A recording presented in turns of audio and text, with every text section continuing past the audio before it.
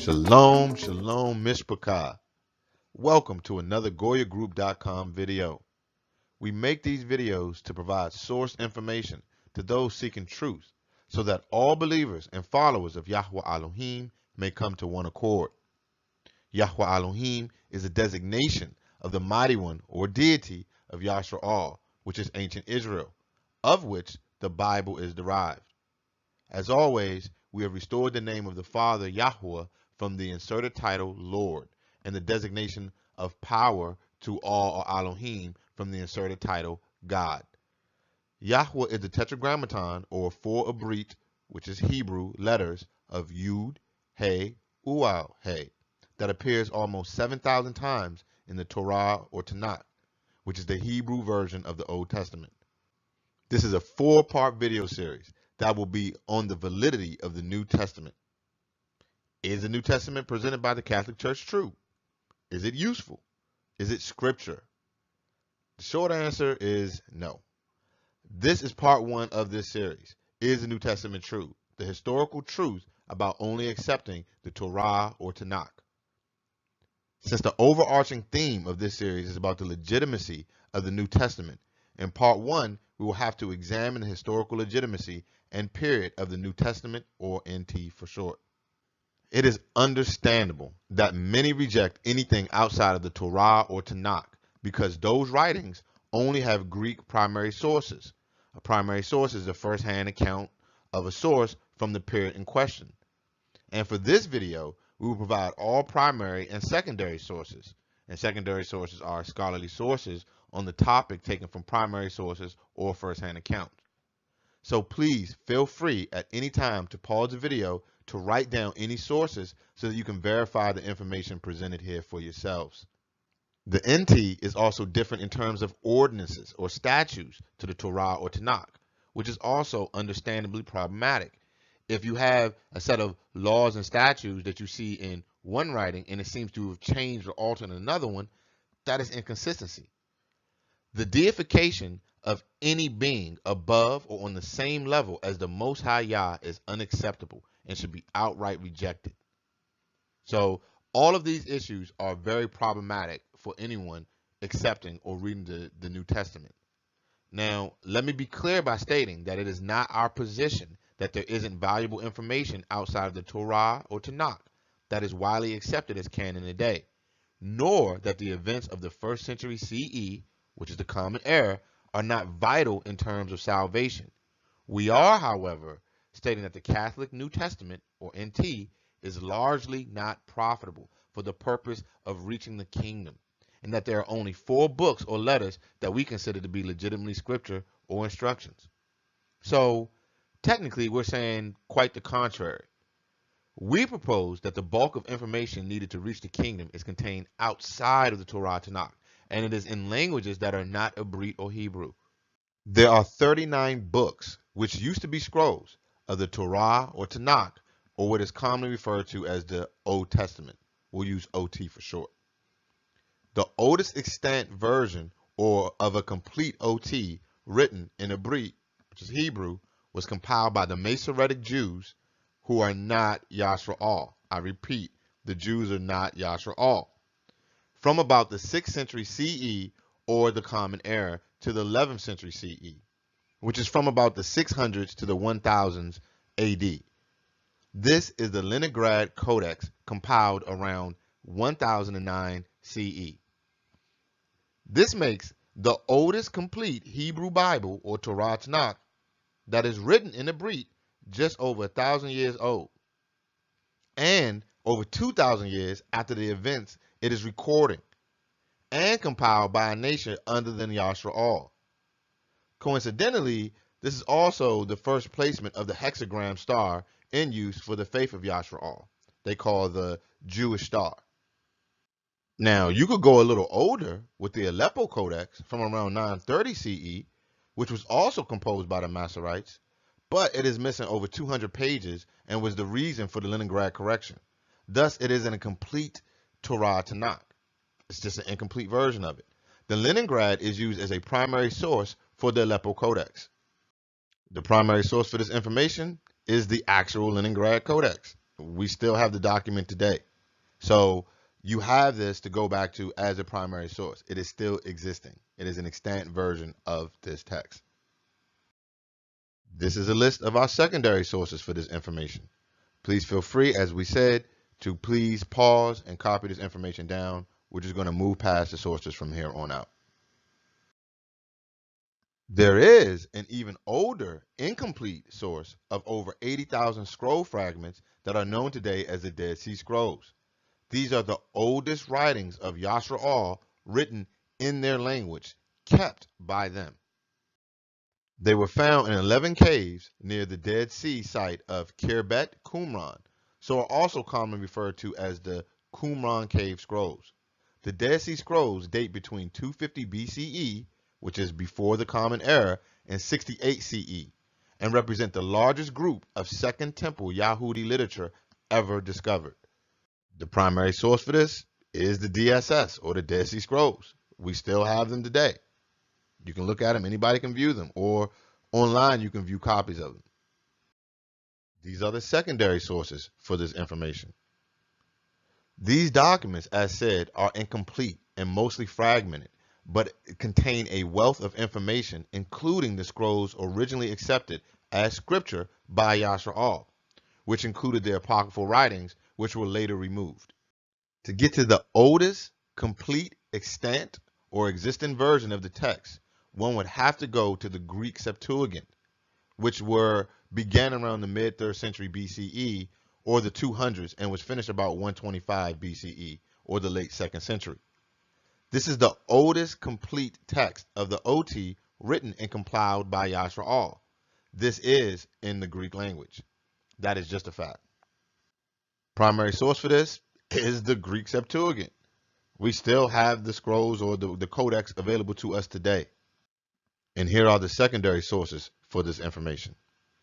The NT is comprised of 27 books or letters that include 4 Gospels that were not originally titled, 13 books attributed to Paul of Tarsus, the Book of Acts, the Epistle to the Abrim or Hebrews, and most of the other epistles or letters such as Jacob or James and Kepha or Peter. Minus a few verses and phrases, this is the oldest and complete version of the NT, and it is the Codex Vaticanus. This is the primary source for this information as it still exists today. It is also written in Greek and is only called Vaticanus because of where it was stored until about the 15th century CE. One of the ways that the dating is done was paleographically, which is the study of ancient historical handwriting. They dated it to about the 4th century CE or the early 300s. A secondary source for this information is listed below.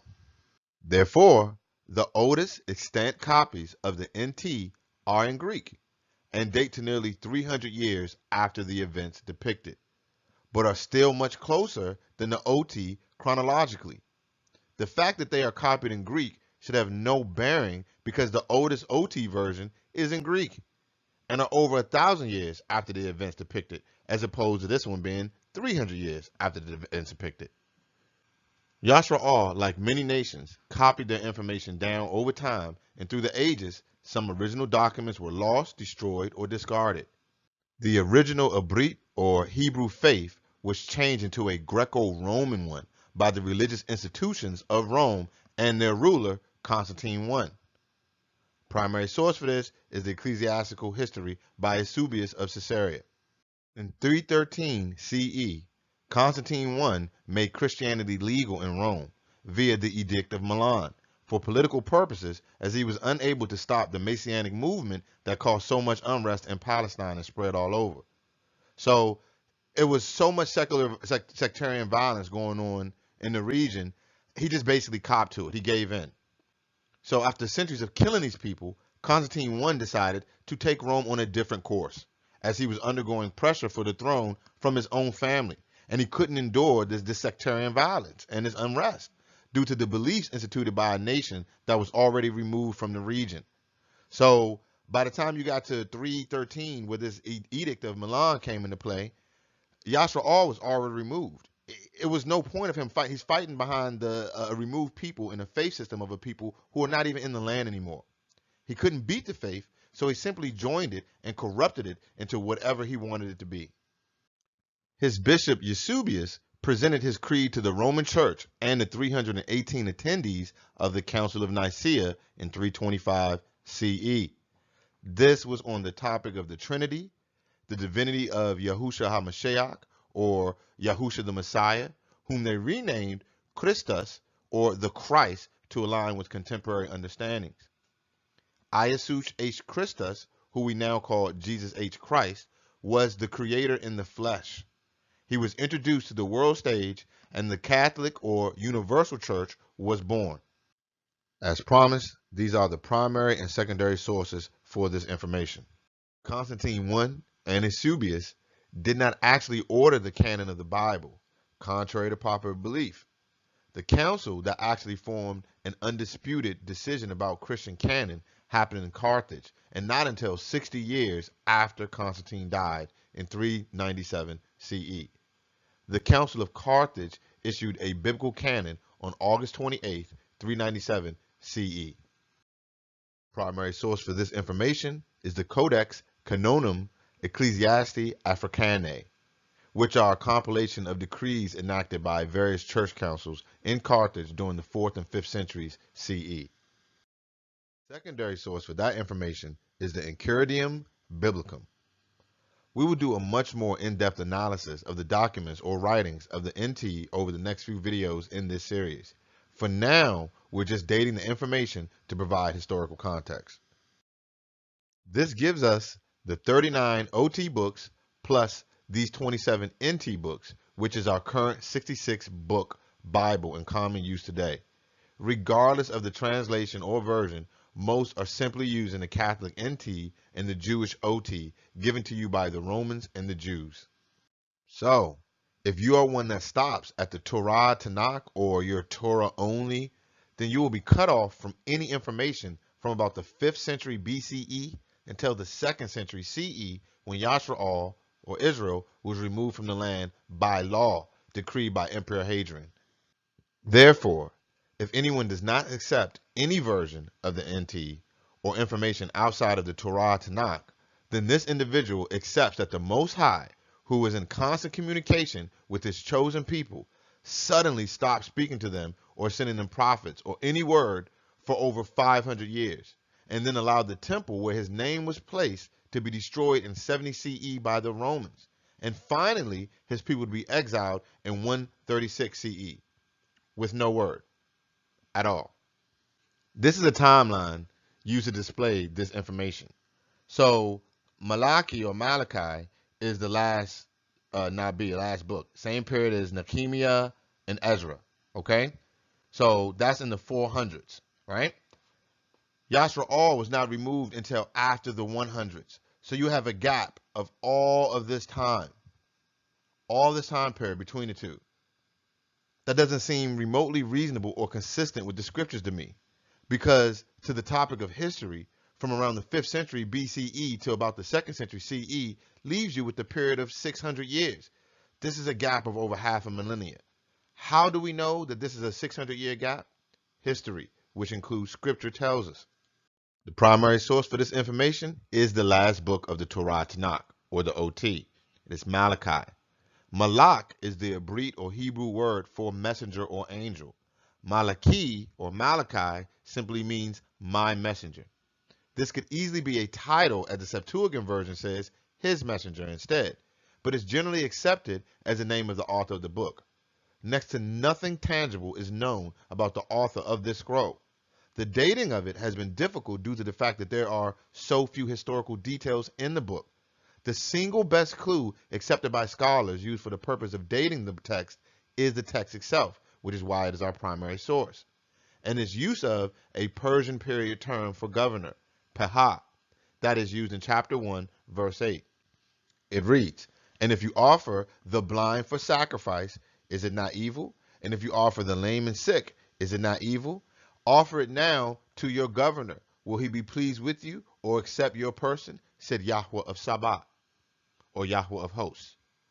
So the word used there for governor points to a post-Babylon exile date for composition, as the Persians overthrew the Babylonians. Therefore, not only because of the use of the Persian period term for governor, but also because Yahudah had a king before the exile and only operated under governors after the Babylonian exile. This later changed in the period of Maccabees to high priest kings. In the very same verse, we read that the temple has already been rebuilt and is in use for slaughtering. Therefore, the book has to be later than about 515 BCE, which was the generally accepted construction date of the Second Temple. Historical context: Koresh, or Cyrus I, rose to power and led the Achaemenid Empire in about 600 BCE. Then Cyrus I was succeeded by his son Cambyses I, who reigned until 559 BC, who was then replaced by his son Cyrus II, or Koresh the Great, from about 600 to 530 BCE. And he reigned until his death and was replaced by his son Cambyses II, who was then replaced by Darius, or Darius I, commonly referred to as Darius the Mede. The primary source for this information is the Cyrus Cylinder, Fragment A. Here are the secondary sources for this information. The Persian Empire was responsible for the reestablishment of the city of Yerushalayim, which is Jerusalem, and the reconstruction of the temple. Here are the scriptures as a primary source to support this. The Masoretic Torah Tanakh, Ezra, chapter 1, verses 1 through 5. In the first year of Koresh, which is Cyrus, king of Persia, in order to fulfill the word of Yahweh spoken by Yirmiyahu, or Jeremiah, Yahweh moved the heart of Koresh, king of Persia, to make a proclamation throughout his realm and also put it in writing. This is what Koresh, king of Persia, says: Yahweh, the All of Shamayim, or heavens above, has given me all the kingdoms of the earth, and he has appointed me to build a temple for him at Yerushalayim in Yahudah, or Judah. Any of his people among you may go up to Yerushalayim in Yahudah and build the temple of Yahweh, the Elohim of Yashra'al, the Elohim who is in Yerushalayim, and may their Elohim be with them. And in any locality where survivors may now be living, the people are to provide them with silver and gold, with goods and livestock, and with free will offerings for the temple of Elohim in Yerushalayim. Then the family heads of Yahudah, Benjamin, and the Kohanim, and Lui, everyone whose heart Elohim had moved, prepared to go up and build the house of Yahweh in Yerushalayim. Yahudah, Benjamin, and Lui were the southern kingdom, or the three southern tribes of Yashra'al, commonly referred to simply as Yahudah, or Judah.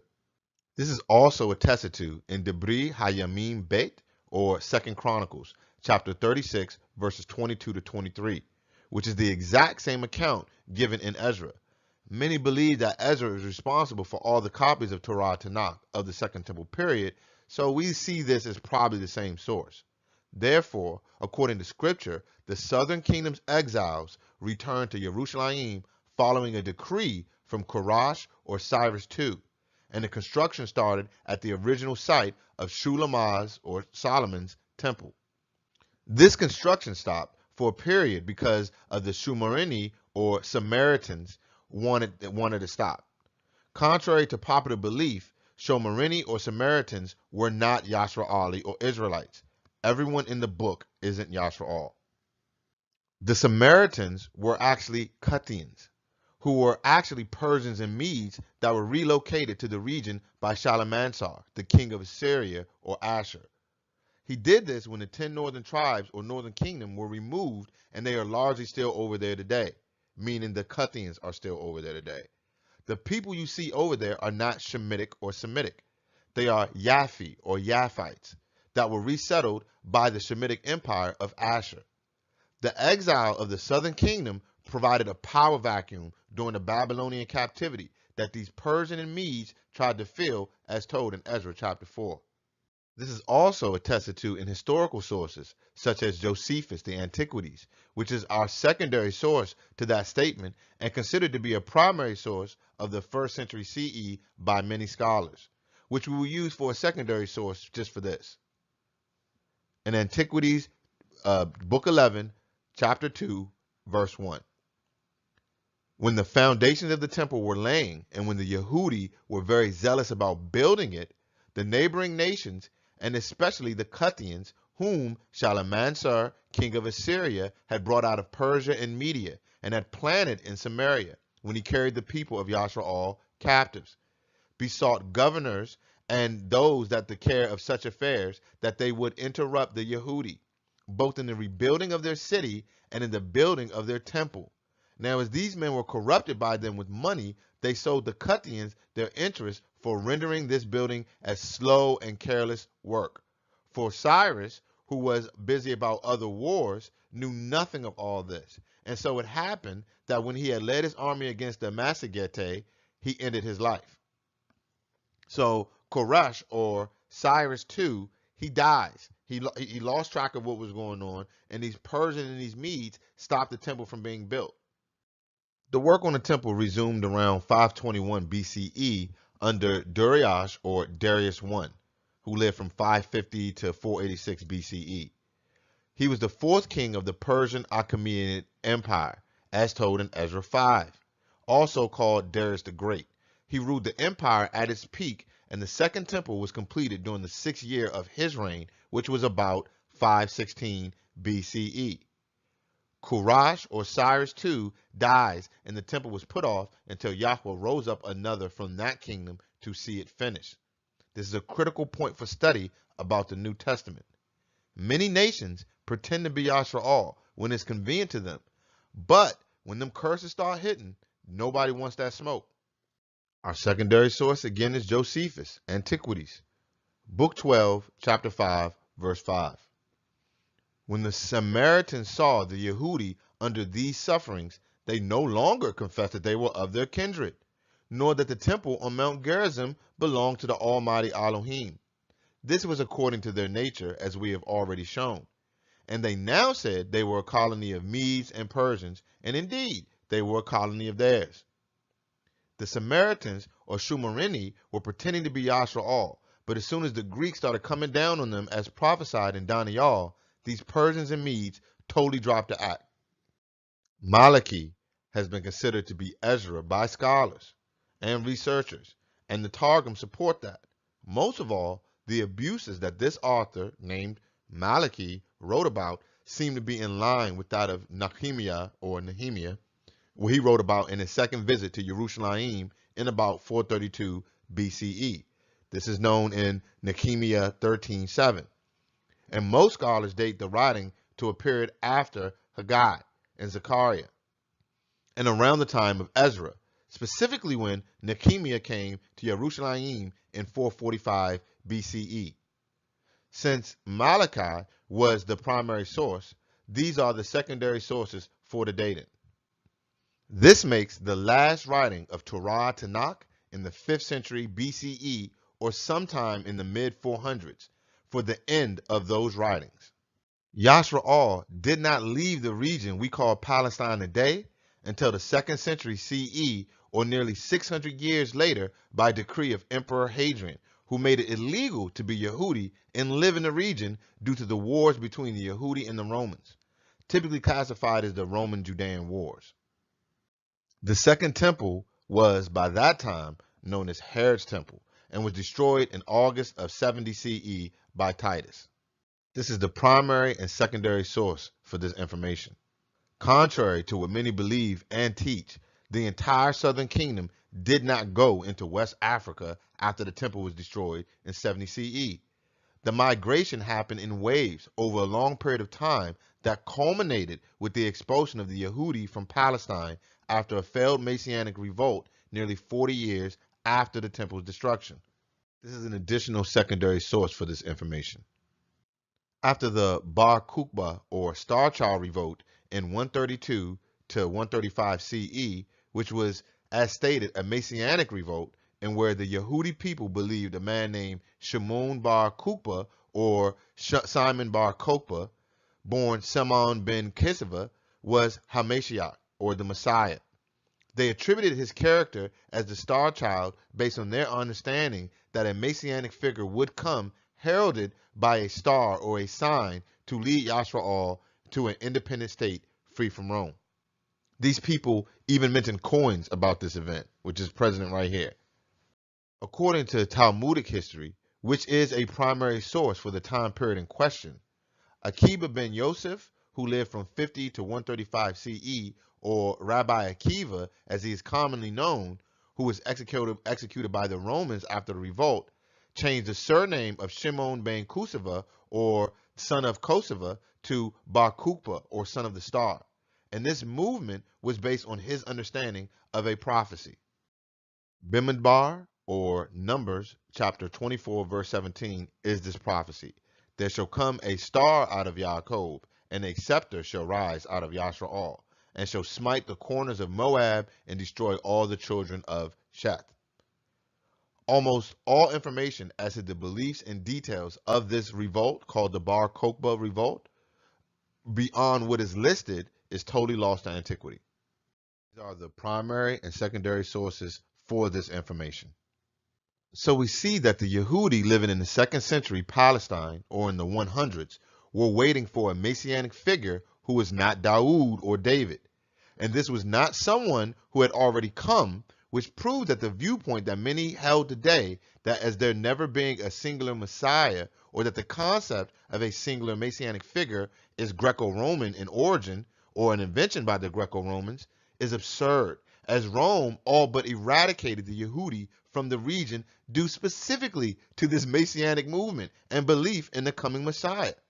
The people in Palestine at this time were actually the people of Yashra'al fighting Rome during that period. They would know or have the general understanding of their own people and beliefs.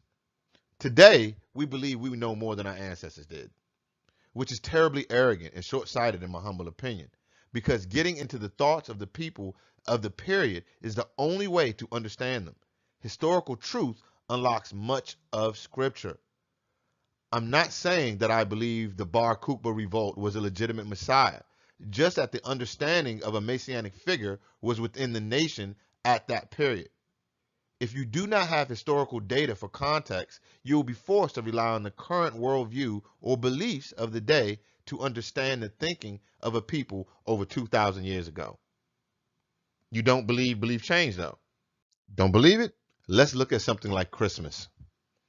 It is easily the most commercial holiday in the U.S., earning trillions, with 2013 earnings reaching over $3 trillion, making up 20% of all retail sales that year. That was one season. This is the source for that information. However, in the 19th century, the holiday was illegal in the U.S. Therefore, beliefs do change, and without history for fidelity or verification of truth, then beliefs are as flexible as a person's politics, really. Hadrian's decree attempted to root out the nationalism in the region and the identity of the people therein. He viewed their nationalism or pride as a nation as the root cause of the repeated rebellions and wars against Rome. Hadrian made the Torah or law and the Ibrit or Hebrew calendar illegal, and summarily executed the scholars of the people. These heathens burned the scrolls, burned the Temple Mount, and then, at the site of the former Second Temple, he placed a statue of himself and another of Jupiter. He also replaced the name of the region from Yahudah or Judea to Syria Palestinia. This is why we call it Palestine today, and Syria over there. And he reestablished Yerushalayim or Jerusalem as the new Roman pagan polis of Aelia Capitolonia, with Yehudi forbidden to enter by law.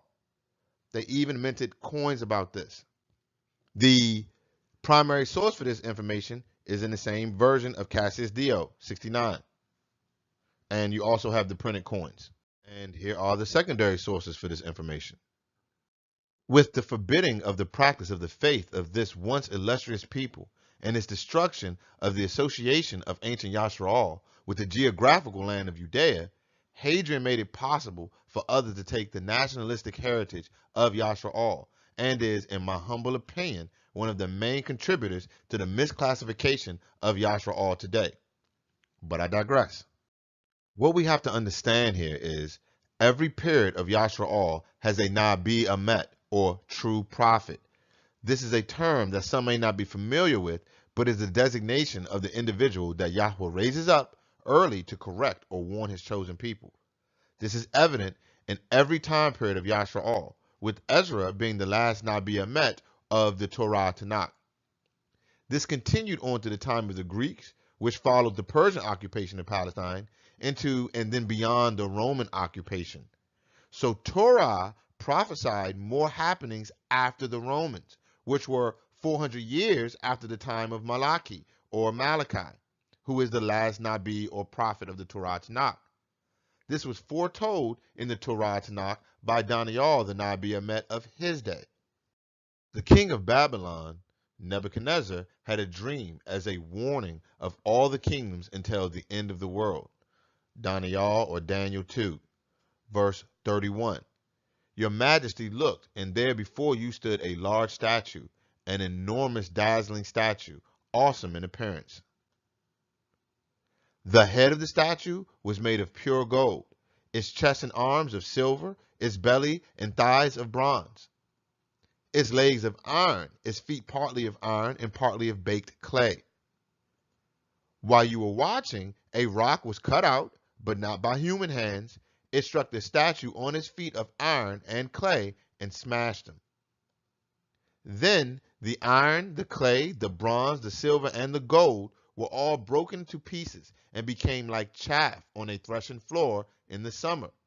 The wind swept them away without leaving a trace, but the rock that struck the statue became a huge mountain and filled the whole earth. This is a visual representation of what the king saw, and this was the interpretation of the corresponding kingdoms and reigns until the end of the earth. Notice the legs of iron are the Roman Empire under the Caesars. You have time going beyond that. Now we go back to Daniel 2 to finish this dream. Verse 36. This was the dream, and now we will interpret it to the king. Your majesty, you are the king of kings. The Elohim of heaven has given you dominion and power and might and esteem. In your hands he has placed all mankind, and the beasts of the field and the birds in the sky. Wherever they live, he has made you ruler of them all. You are the head of gold. As shown, the gold head is the starting point for the vision, and it is the kingdom of Babylon, whose current king is Nebuchadnezzar. Verse 39, after you, another kingdom will arise, inferior to yours. Next, a third kingdom, one of bronze, will rule over the whole earth. The two arms represent the Medo-Persian Empire. That's why there's two of them. And the bronze girdle represented the Greek Empire. Verse 40. Finally, there will be a fourth kingdom, strong as iron. For iron breaks and smashes everything.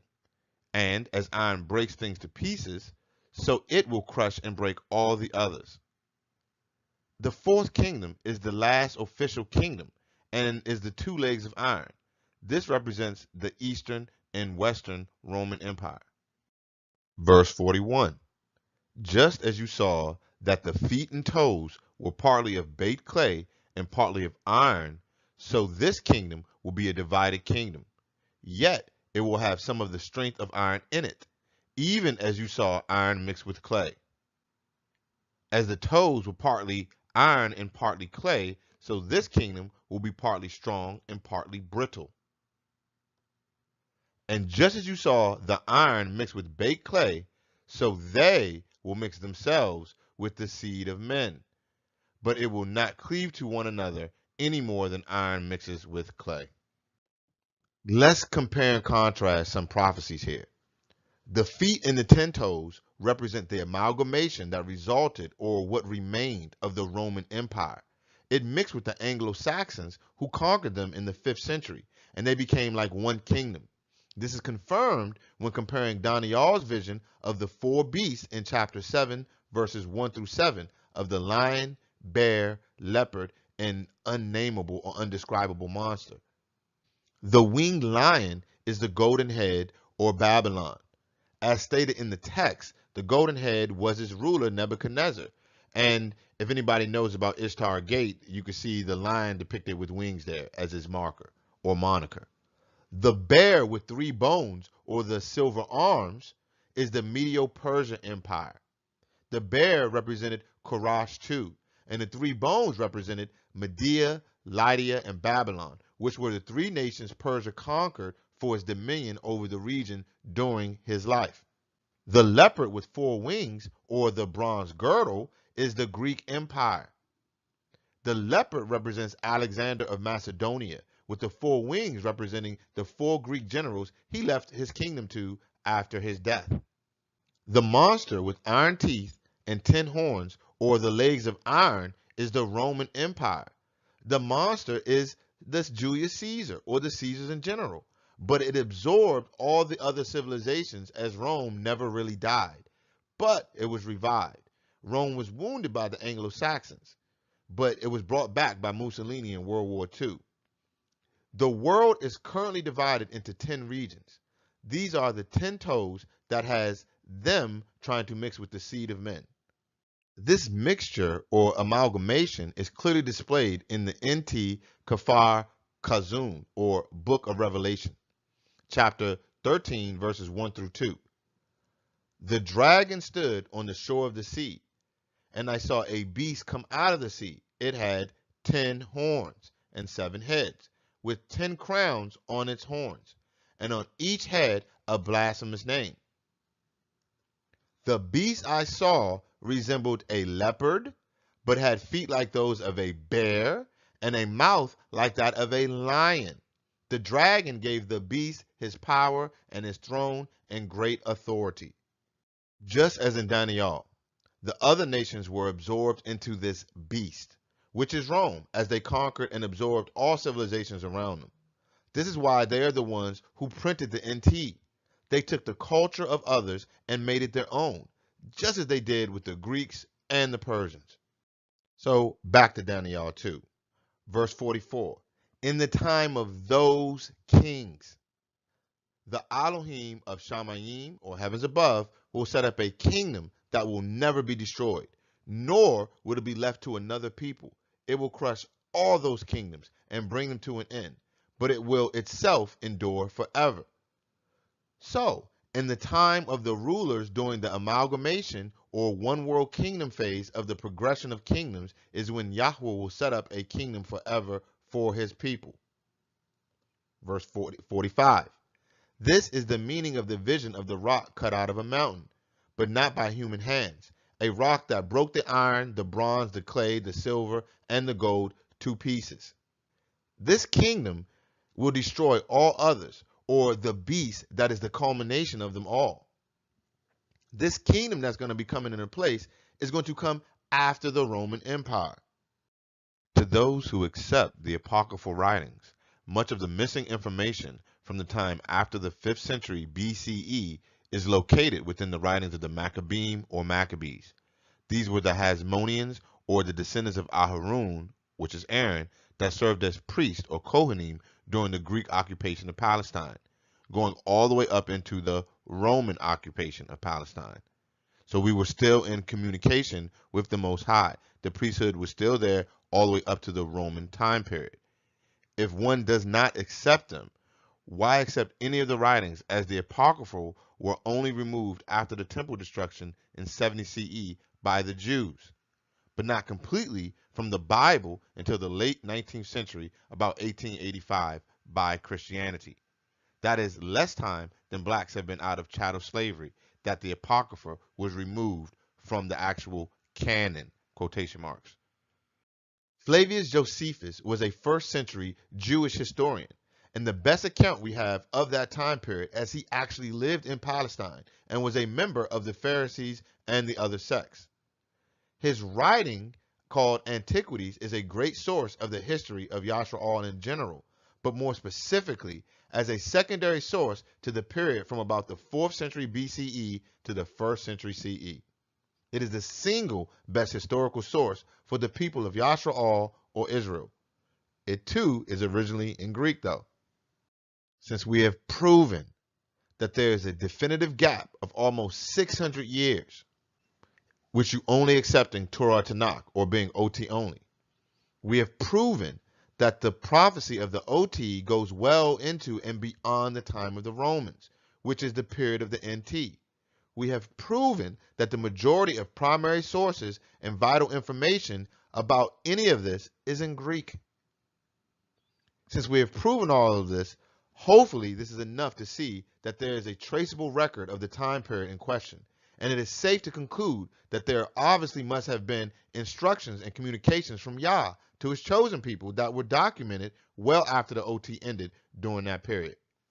Since we have met the burden of proof over all those criteria, we are now ready to move on to the next part, which will focus on the primary author of the NT, who is Paul of Tarsus, and the Sefer Ma'asim, or the Book of Acts. We have provided all primary and secondary sources, and they are all peer-reviewed and scholarly. We encourage everyone to do their own research and come to their own conclusions with the free will given to us by the Most High. We appreciate everyone's time and understand that opposing views are guaranteed. Please feel free to message or share your views in the comment section of this video. Shalom.